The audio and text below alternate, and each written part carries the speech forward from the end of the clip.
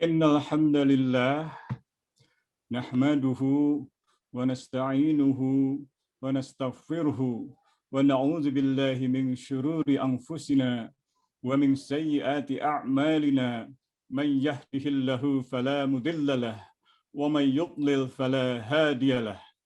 Ashhadu an la ilaha illallah wahdahu la syarika lah wa ashhadu anna Muhammadan abduhu wa rasuluh la nabiyya ba'da. Allahumma salli wa sallim wa barik ala rasulillahi wa ala alihi wa ashabihi wa man walah. Amma ba'du, faya ibadallah, usikum binafsim bitaqwallah la'allakum turhamun. Faqad fazal muttaqun. Kama qala Allah Ta'ala fil Qur'anil Karim, a'udzu billahi minasy syaithanir rajim. Bismillahirrahmanirrahim. Ya ayyuhallazina amanu ittaqullaha haqqa tuqatih wa la tamutunna illa wa antum muslimun.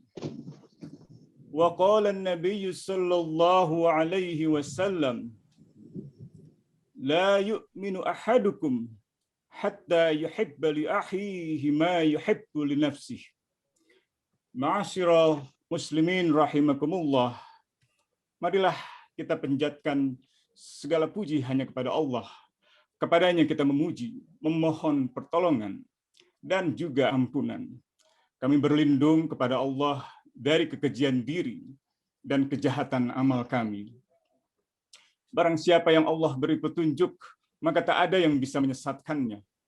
Dan barang siapa yang tersesat dari jalannya, maka tak ada jalan yang akan menjadi petunjuk kepadanya. Dan aku bersaksi, tiada Tuhan yang berhak disembah kecuali Allah Ta'ala. Maha Esa Dia, dan tidak ada sekutu baginya.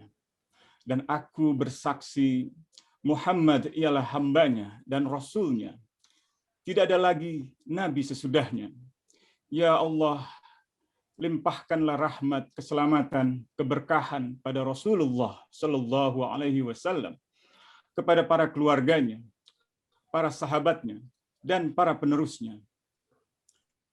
Selanjutnya, wahai manusia, ayuhan nas, beribadahlah kepada Allah. Khatib berwasiat pada diri sendiri dan jemaah untuk berserah diri kepada Allah agar mendapat rahmat. Berjayalah orang-orang yang berserah diri kepada Allah. Allah dalam ayat Al-Imran yang Khatib sebut di awal berfirman di dalam kitab suci yang mulia, wahai orang-orang yang beriman, bertakwalah kepada Allah dengan sebenar-benarnya takwa. Sadarlah akan Allah dengan segenap kesadaran yang menjadi haknya. Dan jangan biarkan kematian merenggutmu, kecuali engkau dalam keadaan bertakwa atau berserah diri kepadanya. Dan bersabda Rasulullah Shallallahu Alaihi Wasallam yang Khatib sebut di awal, tidak beriman siapapun di antaramu yang tidak mencintai sesama seperti ia mencintai dirinya sendiri. Riwayat Imam Bukhari. Ma'asyiral muslimin rahimakumullah. Profesor Komarudin Hidayat menetapkan tema khutbah hari ini berjudul Aku, Kami, dan Kita. Profesor Komar mengirim teks sinopsis dari naskah khutbah beliau yang pada intinya berpesan bahwa menurut Al-Quran, pertanggungjawaban hidup di hadapan Allah itu bersifat pribadi. Tidak ada siapapun yang bisa menolong di hari perhitungan, di yaumul hisab, kecuali iman dan amal salehnya sendiri. Karena itulah ucapan niat di dalam setiap kita mengawali tindakan, maka formulanya adalah nawaitu. Aku yang berniat secara penuh kesadaran dan tanggung jawab melakukan sebuah tindakan kebaikan, termasuk di dalam menegakkan salat, sekalipun dilakukan secara berjamaah. Meskipun pusat aktornya adalah aku, semua tindakan manusia mengasumsikan manusia lain yang menerima dan merasakan apakah itu kebaikan atau keburukan. Sehingga aku mesti berkorelasi dengan yang lain, yang kemudian melahirkan kami, bahkan kita. Oleh karena itu, seseorang tidak bisa masuk surga hanya sendirian. Sebab peristiwa kebaikan dan keburukan itu tidak mungkin dilakukan sendirian. Di dalam kaidah demokrasi, menurut Profesor Komar, ada banyak ayat Al-Quran yang memberikan pesan-pesan moral. Misalnya adalah surat Al-Asr, demi masa, sesungguhnya manusia itu di dalam keadaan yang merugi, bangkrut dalam istilah Profesor Komar, kecuali mereka yang hidupnya dibimbing oleh iman, yang kemudian melahirkan amal baik, amal salih, atau mereka yang memberikan nasihat pada satu dan lainnya tentang kebenaran, dan mereka yang konsisten teguh dalam kesabaran untuk terus melakukannya. Dalam surah ini, Profesor Komar menafsirkan bahwa realisasi untuk tawasyau, untuk saling menasihati, mesti mengasumsikan adanya kekamian atau kekitaan secara sekaligus. Begitupun tindakan amal salih kita mesti bisa dirasakan oleh orang-orang yang lainnya. Berangkat dari iman dan komitmen untuk menegakkan kebenaran yang hak dengan melakukan amal salih, Allah memberikan petunjuk kepada Muhammad SAW bahwa kita di dalam beriman, di dalam menjalankan amal salih, maka buahnya ditujukan kepada seluruh manusia, kepada rahmat bagi semesta, sebagaimana yang dituangkan dalam Al-Baqarah, "Wa ma arsalnaka ila rahmatan lil alamin." Tidak kami utus engkau, wahai Muhammad, kecuali untuk membawa rahmat bagi seluruh semesta alam. Ma'asyiral muslimin rahimakumullah. Oleh karena itulah, dalam pandangan Profesor Komar, berangkat dari keimanan individu, perorangan, pribadi, dan pengabdian yang bersifat vertikal kepada Allah Ta'ala, realisasi pada tataran praksis adalah berupa kecintaan dan pelayanan secara horizontal pada manusia. Dari aku menjadi kami, dari kami menjadi kita, lalu sebagai sesama anak bangsa, bahkan sesama kita sebagai manusia. Nilai-nilai inilah pada urutannya dalam pandangan Profesor Komar diharapkan mendorong menguatnya public virtues atau helpful foodle atau civic values di dalam masyarakat kita. Apapun latar belakangnya, identitasnya, maupun asal-usul kebangsaan dan negaranya. Islam dalam pandangan Profesor Komar bermula sebagai pilihan pribadi. Aktualisasi moralnya kemudian melebar pada komunitas kekamian dan terus meluas hingga pada kekitaan yang di dalam Al-Quran disebut dengan panggilan ayyuhan nas, wahai manusia, kepada semua manusia. Jadi di sana mesti terbangun hubungan resiprokal, hubungan yang saling timbal balik. Ketika kekamian dan kekitaan terbangun, maka tindakan-tindakan individu yang menjadi aktor utamanya adalah tumpuan.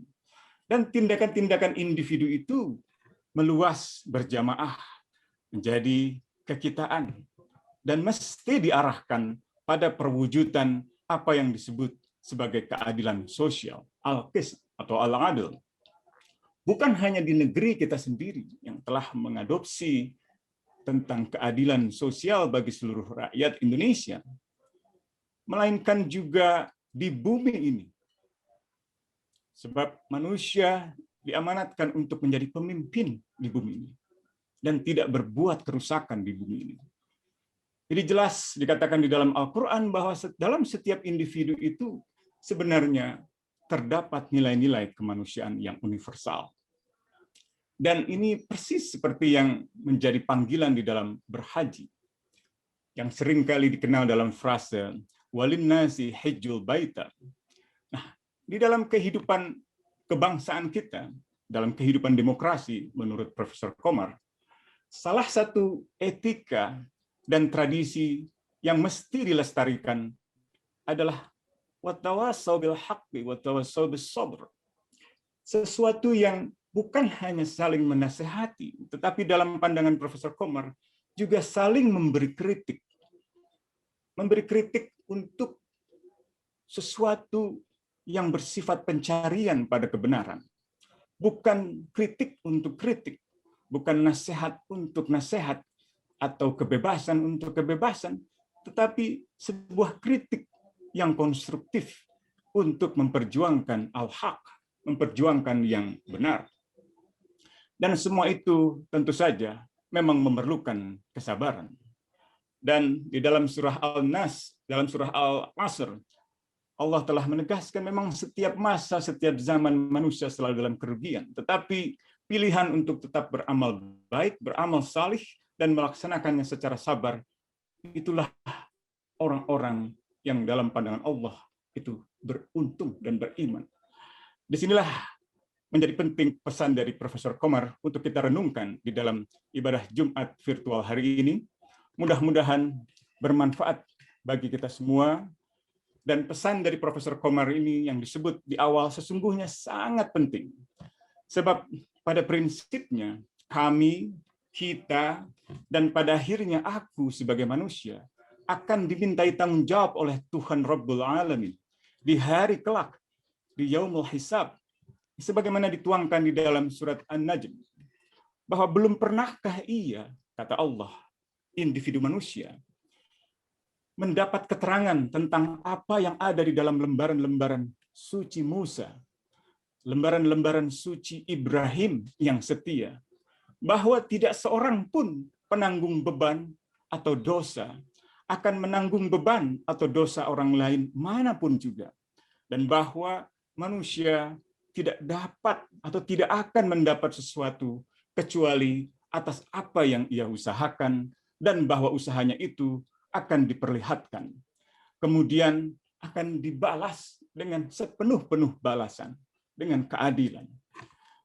Barakallahu li wa lakum fil Qur'anil azim wa nafa'ani wa iyyakum bima fihi minal ayati wa zikril hakim wa taqabbala minna wa minkum tilawatahu innahu huwas samiul alim. Aqulu qawli hadza fastaghfirullahal azim li wa lakum fastaghfiruhu innahu huwal ghafurur rahim.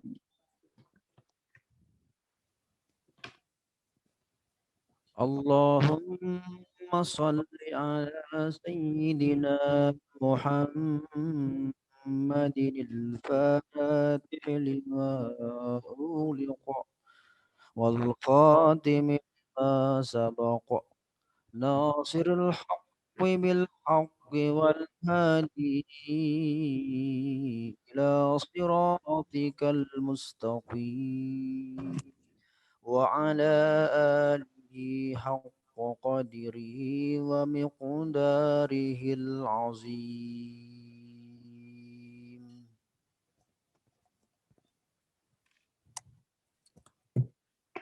Alhamdulillah, nahmaduhu wa nasta'inuhu wa na'udzu billahi min syururi anfusina wa min sayyiati a'malina. Man yahdihillahu fala mudilla lahu wa man yudlil fala hadiya lahu. Wa asyhadu an la ilaha illallah wahdahu la syarika lahu wa asyhadu anna Muhammadan abduhu wa rasuluh. Wassalatu wassalamu ala Muhammad wa ala alihi wa sahbihi amma ba'du. Ma'asyiral muslimin rahimakumullah. Marilah kembali kita renungkan pesan-pesan di atas dalam pandangan Profesor Komarudin Hidayat. Konsep tawassul atau konsep untuk saling menasehati, saling memberi kritik untuk mencari kebenaran adalah salah satu ajaran Islam sebagai agama yang mengajarkan konsep-konsep kehidupan yang kini kita kenal sebagai konsep kehidupan masyarakat yang demokratis. Saling menasehati, saling mengkritik untuk bersama-sama mencari dan menemukan kebaikan serta kebenaran. Dengan konsep tawassul ini dalam surah Al-Asr, maka insya Allah kita akan menumbuh kembangkan ajaran Islam yang meliputi konsep-konsep yang tumbuh dalam gagasan-gagasan modern. Antara lain syura atau musyawarah, ijma, dalam hal ini konsensus, permufakatan, al-hurriyah, kebebasan, hukukul insan, hak asasi manusia atau hukukul al-syar'iyah, hak-hak yang sah, baik untuk kaum laki-laki maupun untuk kaum perempuan di dalam perspektif keadilan, kesetaraan gender, juga di dalam perspektif pembelaan terhadap mereka yang terpinggirkan, kaum du'afa, dan juga mereka yang teraniaya atau tertindas, kaum mustadafin.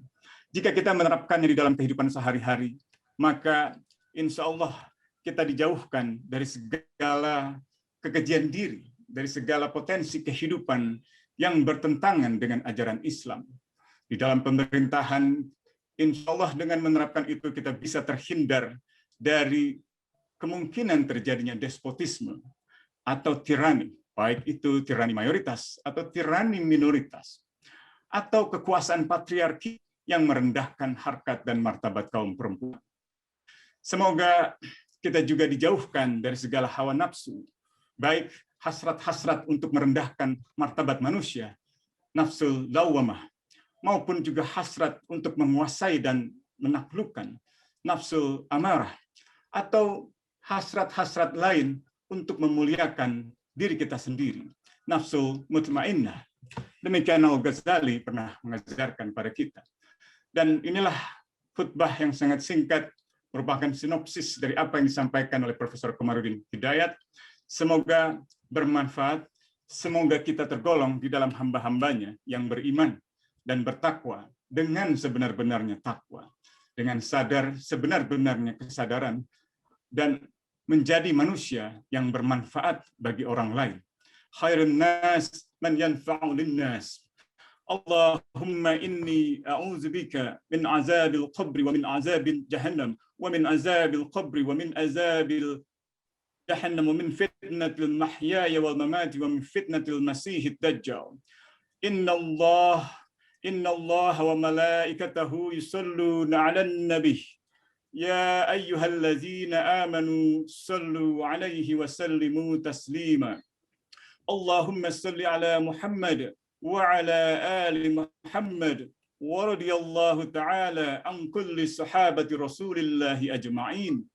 Allahumma ighfir lahum, Allahumma ighfir lil muslimina wal muslimat wal mu'minina wal mu'minat al-ahya'i minhum wal amwat. Allahumma arinal haqqa haqqa warzuqna ittiba'ah wa arinal batila batila warzuqna ijtinabah. Rabbana hab lana min azwajina wa zurriyyatina qurrata a'yun waj'alna lil muttaqina imama.